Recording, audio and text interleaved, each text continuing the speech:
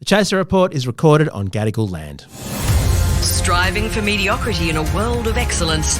This is the Chaser Report. Hello and welcome to the Chaser Report with Dom and Charles. Hello, Charles. Now, let's be clear. It's not a joke. It's not an ironic thing. We're not going to reverse this in 5 seconds like we did yesterday. No royals. No royals in today's episode. None whatsoever. Instead, we're going to have something far less sinister. Well, Charles, what is it you would need to talk about? Well, I need help because I'm doing – this is absolutely true. I'm doing a lecture for the National Security College, which is the peak educational institutions attached to the ANU for spies. For spies? Yes. So it's where you go. Say you're a spy and you want to do further learning. Like get a Masters of Spying. Yeah, right? Yeah, exactly. You go to the National Security College. Well, Charles, I can see one problem already. You know they're spies. You're not supposed to know. Yes. This is ridiculous. Their cover's been blown. And you are the least trustworthy. Like, you will blurt anything out. You have absolutely no confidentiality at all. Oh, yeah. Unless you're a spy. Ooh. And this is a ruse you've been maintaining since the age of about 13 when I met you. Yeah, where you just blurt everything out. The best cover for a spy is to hide in plain sight. Give their phone number out regularly on the podcast. Okay, so we'll try and structure some thoughts for you about what spies need to know, A. Yes. And B, the things you're qualified to tell them about, because I think that's a very important disclaimer. But also, I think that what we should do is also think of a few pieces of misinformation or disinformation that we can slip into my lecture to put the spies off track. You see what I mean? Like, or do we want to help the spy? I don't think we want to help the deep state, do we? Are you getting paid for this? Because if you are... Yeah, I'm getting paid. I'm getting paid good money. Aren't you supposed to help? Or maybe... This is the military-industrial complex. I know what you should do. I've got an idea for you after this.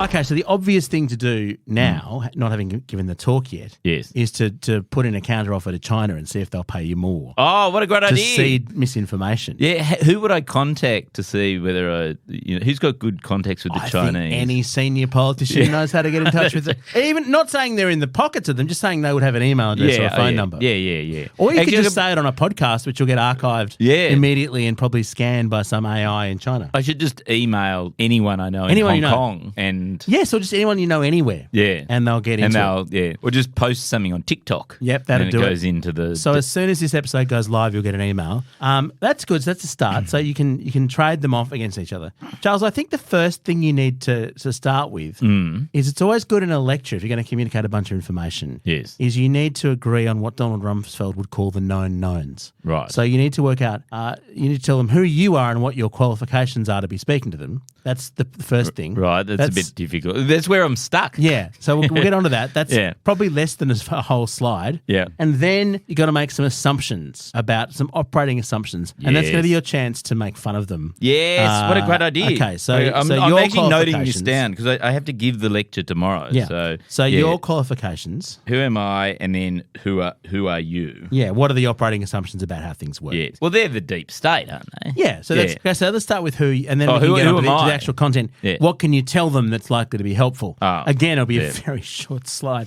This could be 5 minutes, Charles. How long is it meant to be? It's supposed to be an hour. But I do know something you can tell them about, which is infiltrating public events. Yes. And so that would be useful. And then my hypothesis, Charles, is that if I was in charge of a spying group, I would get you to talk through some of the public events that we've infiltrated in the past and how it went. And I would then, if I was ASIO or ASIS, I would hire someone like you as a distraction to do some stunt thing while the real spies just sort of saunter on in. Oh, what a brilliant idea. That should be what we sell. That's how the Chaser can finally make money. Yes. Is become the distraction for the military-industrial complex. Exactly. So every time So what sort of things are we talking? So, recently Alex, as people will remember from the podcast. Yeah, he went into Pine Gap. We haven't talked to him about that yet. We probably should. But but also when he was working for us, he went to the arms conference. Yes, right? That's right. So I thought at the time that was a sort of a brilliant stunt that was thumbing the nose at the military-industrial complex. complex. Yes. But what if it was actually part of the military-industrial complex? Yes. And it was a sideshow designed to, I don't know, let another manufacturer infiltrate or something, or a foreign government steal some secrets. Yes, that's probably what it was. So what would the distraction... Well, it was probably to distract from something that they were doing subtle. somewhere else. Or somewhere else. Like vaccinating everyone to But try then- and make them healthy or something. Here's like, the best bit, Charles. with 5G chips. Yes, you're putting Yeah. 5G chips in Yeah. people. Exactly right. Then what you would do is you do the double cross, and the loud idiot who's made the giant fuss and who's very obvious would actually be the main spy after all. Oh. And that's the Donald Trump play, isn't it? Yeah. Yes, Yeah. that's right. Exactly right. Yeah. He's the actual Russian agent. So let's go back to the start. Okay. So because I'm already confused. So we're starting with Yeah. who you are, Who am I? who Okay. you are, and what you're qualified to teach them about. Okay. You have a am... Bachelor of Political Science, or something. Yeah, I did. Yeah. So that's your qualification. Yeah. And then beyond that, you have, what have you done? What have I since then? done? That was we were in the same class. That was 1998. Wrote jokes. Wrote jokes. I've written jokes. And more I've jokes. Performed jokes. You've performed jokes. You've started I've, small businesses that remain small. Jokes. Well, maybe this is the whole thing. Maybe the National Security College has realised that national security in Australia is a joke. That's what it is. It's all the comments about submarines. And so they're going, well, you can't write this stuff. Yeah. You know how we often say, the comedy just writes It itself. does write itself, yeah. And they're looking at us going, wow, how do they keep script writing all the stuff that we do in national security? Well, this is what I you think should this do. is what's gone on. Okay, so this is a really important beat for the conference. Yeah. Is you need to teach them how to make fun of AUKUS, because that's what they're going to need to do to establish their cover. Right, If an Australian yes. spy walks into a conference and immediately starts hanging shit on AUKUS, which is basically just at this point just discussing AUKUS. Just discussing the factual details of AUKUS. Yes, so talk them through a bit of that as a way of establishing cover. Cover. As the kind of person who would never work for a Yes. spy agency because you think it's all bullshit. So you're well qualified for that. And Collins-class submarines is a long history. You could put up some slides of previous Chaser headlines. There are like 5 of them, I think. Oh, God, on the yeah. Collins-class submarines. What else? I mean, everything in the whole of the military-industrial complex. But I think also they sort of think of national security as also things like climate change. Oh, yes. Like we're all going to drown. And, there'll be half a dozen Pacific islands that sink in the next few years. And the Australian government's got a comprehensive plan to allow 30 of the people who are sinking to come here each year. It may actually be 3. The 0 might be a typo. Oh, yeah, I'm not sorry, sure. that was a bit of an exaggeration. So there's but also, yes. you could talk about APEC. So- I mean, you weren't directly involved in APEC, No. but that was when the Chaser penetrated, I think it was hundreds of millions of dollars worth of national security. Well, this is I wonder whether I should go in saying, look, you all think you're pretty important spies. We're actually more secret than you. Just in the room, in camera, we're the real operatives. Yeah, in the authority, you know how in authoritarian structures you can never tell, like if somebody comes in and just pulls rank on you, you've got a decision to make about whether you trust that they are actually, more senior than you or they're just bluffing. And if you get it wrong, you can be gunned to death with anti-aircraft exactly. guns in North Korea. Or, that's one of the whole problems with authoritarian structures is you never really know who is more senior than you. Maybe I just go in and just say the Chaser has always been deep cover. Like the most important, deep cover. I think that makes a degree of sense. And that in some ways the APEC stunt was nothing more than a test of a test of the national security agencies, and they failed. Yeah, it was a false flag. It was a false flag operation. Yeah. And I think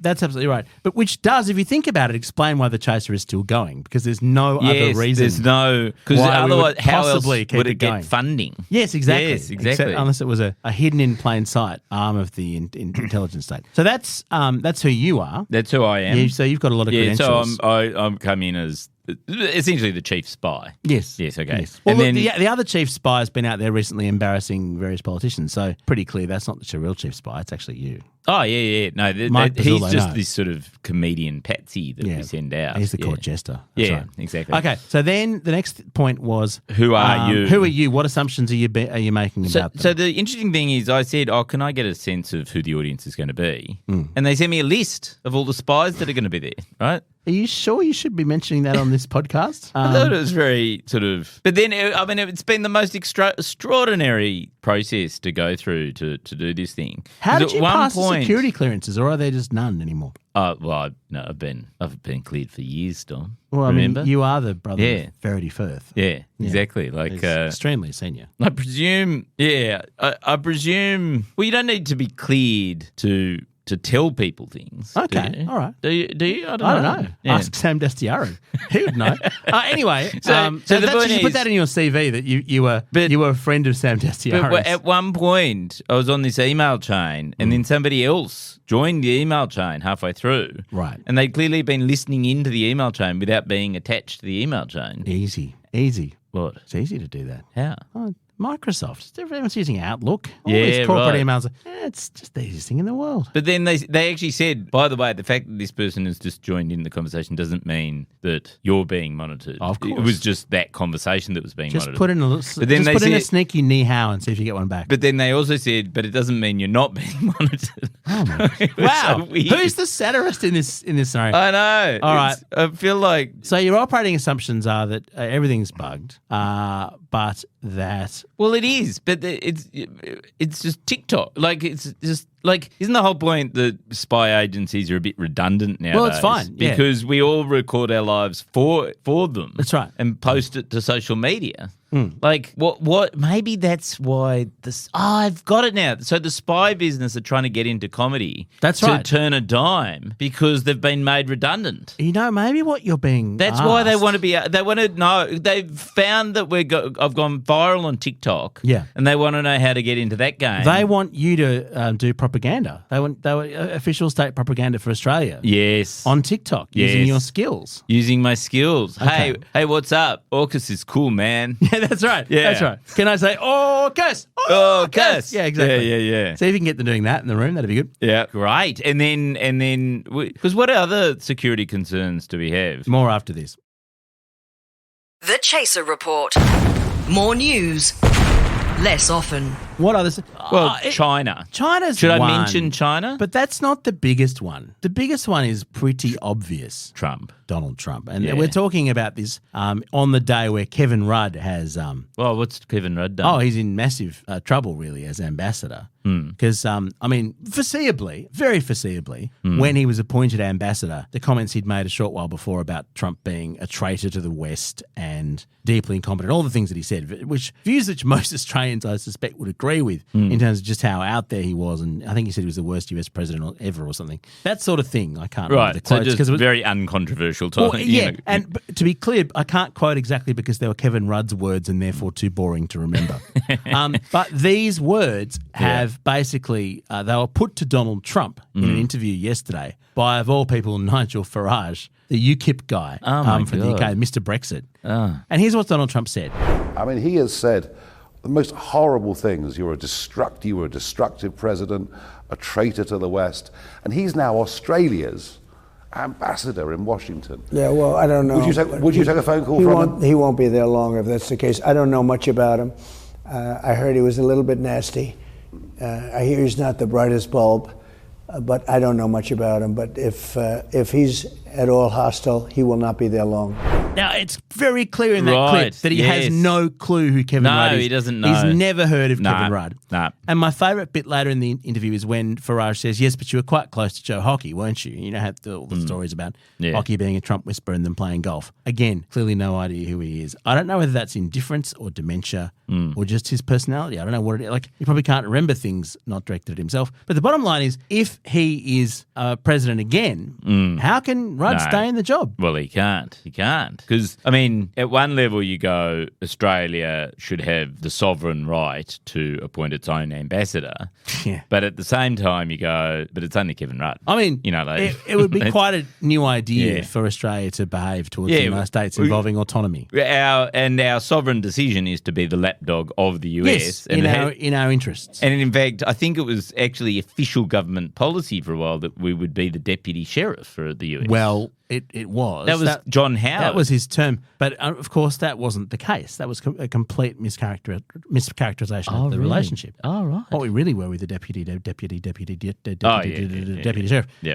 If anything, the UK is the deputy sheriff. But no, so who would we appoint as ambassador? That's one question you should ask, because they need to start recruiting the next US ambassador as an Do you think asset. maybe this is like a soft job interview for me? Maybe it is a soft job interview for you. You could be a very, I mean, you know Albo. But also, I'd be a Trump-style ambassador, wouldn't I? You'd have bombast. I'd have bombast. I'd speak shit all the not time. know what I'm talking You'd about. have no sense of subtlety. I couldn't remember anyone's name. No, you'd be actually really good. Yeah. You'd make a lot of sound and fury. Yeah. There'd be a lot of fuss, a lot of stunts. Yeah, and also paying off lots of porn stars and prostitutes. I mean, presumably, P-tapes. wouldn't that be funded by DFAT? Isn't there a DFAT that would be slush fund? It'd be tax deductible, I Presumably. imagine. So this is what's being. So you're being recruited. This is what this is. It's not actually a lecture. This is at all. a recruitment tool. I don't think you need to prepare. I think you just need to get down there. And just be recruited. I mean, just get some money. Just go, show me the money. Show me the money. And what should my price be? Like, everyone's got a price. Everyone's got a price. I reckon Yours is not high. $20, maybe. They could pay you in avocado pool toys. You'd probably be happy. It's a good question. No, look, don't sell yourself at $20. You've got to try and aim big. Yeah. What's minimum wage? It's about $25 nowadays. Oh, yeah. So that could be okay. good. Yeah. So go for a bit. And look, if you can just get the rest of us on that sweet spy teat, that would be good. Yeah, that will be my negotiating position. Okay, Just I'll bring do all- it. yeah. But only if Dom gets to be. I think the whole of the chaser. We've the talked whole about, of the chaser. And what agency should we replace? I think probably that's the pitch you should make. Medicare. Yeah, that's right. Yeah, what about the NDIS? Just get rid of, disabled children. A bunch of idiots is in charge. Well, I'm just trying to think. It needs to be a government department which has quite a lot of resources. Like, you don't want to take Department of Veterans Affairs or something, because it's sort of that's underfunded. No. Yeah, you want to take one of the big ones. You want to take education, housing. Oh, they don't do anything for housing. You know, submarines, defence. Defence material. Defence material, yeah, that's right. Yes. Either that, or in fact, probably better of all, yes, but we could take over the DSD. That's the Defence Signals Directorate, yes, is it? Which is the very secretive kind of surveillance. Yeah. But we work in the media, right? We could use their gear to put out viral comedy sketches on TikTok. That'd be great. That would be great. No, except I thought DSD was about listening to people, not transmitting. Well, it is now, but we would have a broader vision. Yeah, we'd just flip the switch. I think that's what you should pitch as well. Okay. Is that rather than becoming just a listener, we need to become a producer. And this is something that George Orwell understood, right? The telescreen, right, in 1984. It was a listening device, but it was also a screen. You've got to put the content out there. Okay. So you need to get viral stuff. I mean, SNL's just copied one of your videos, Charles. The perfect time. Contact Tracy's. Which they did a worse version of it. Yep. But imagine if you did Contact Tracy's, but with an Australian political agenda, pushing the Australian party. AUKUS is great. Wouldn't you just end up Tracy's, wanting to kill yourself if you... You'd be being paid too much. So, and you'd be able to negative gear and stuff. You'd be able to afford an investment property. You'd be able to, you'd suddenly be in that class of people where suddenly that's what matters. But you would, that's right. But do you know what the best thing about this is, Charles? Oh, you'd be able to spy on Max Chandler Mather. That's certainly part of it. Yeah. Well, you'd probably take over the existing operation, I'd say. Yeah. But the great thing is, Charles, that you can sell your soul to the government. You can. It doesn't matter how deep you go. It doesn't matter. Like, it's Australia. It's gonna be pissy. Yes, it's not actually you're right. gonna matter. You could be part of the biggest conspiracy the Australian government has ever concocted to change the world, and it would still be pissy. It would still be and pissy. It wouldn't matter. So just get paid. And maybe what I should do in this lecture, I think I've got it now, which is China. We're never going to win against China. No. Pick a battle that you can win. Let's invade New Zealand. And we 20-year plan to turn. You know how Bismarck in the sort of turn of the 19th century and early 20th century in Germany, he sort of ruled, and Putin does the same thing, ruled by always focusing on an external enemy. Yes, it's called garrison nationalism. You whip up a You whip up a sort of flurry of nationalism by having an external enemy that you have to fear. And the problem is we can't even talk openly about our enemy because our biggest trading partner and a lot, like all our the whole of our education establishment relies on students from there, and we quite like their culture, and it's quite a weird relationship. Actually, they make all their phones. They're not really our enemy. They're not our enemy. Charles, now that you're joining the intelligence community, it's time for me to reveal a secret to you. Oh, yeah. Okay, just now that you're on the inside. Oh, okay. So you're already on. I can reveal this to you now. Yeah.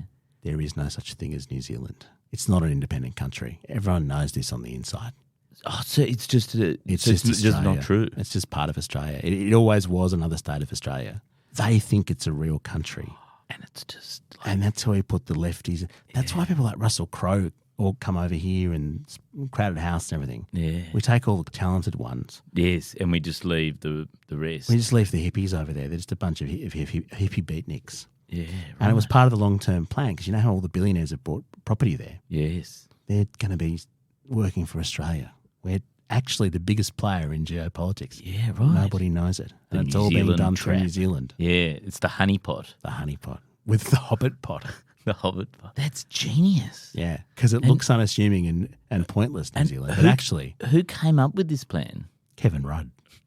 That's why he can't be sacked as ambassador. He's too important. He's too important. Oh, God. Good luck with your lecture, Charles. I honestly can't think of what you will tell them that will help them do what they do. I think I might just get ChatGPT to write the lecture. I would be very entertained to watch you lecture a bunch of spies. I don't imagine you're going to come back from Canberra alive. So, look, if you want to be the next host of the Chaser Report after Charles's disappearance, podcast@chaser.com.au, and we will give away it's the last chance. What is it? $700 trillion. The entries have come in. Some of them are in the reviews on Apple Podcasts too. You know, the terrible thing is I was looking last night for the $700 trillion and I can't find it anywhere. I put it down. I showed it to my kids. I put it down and it is somewhere. I will find it over the weekend. Okay, do find it. There's just one more thing I want to mention, Charles, from the reviews on Apple Podcasts, which we always enjoy reading. Oh, yeah. Warrior Queen has got a theory about how we're getting the $700 trillion. Oh, yeah. I'm on to you, lesser of the two siblings, Charles. Yeah. Hey, Verity. Oh.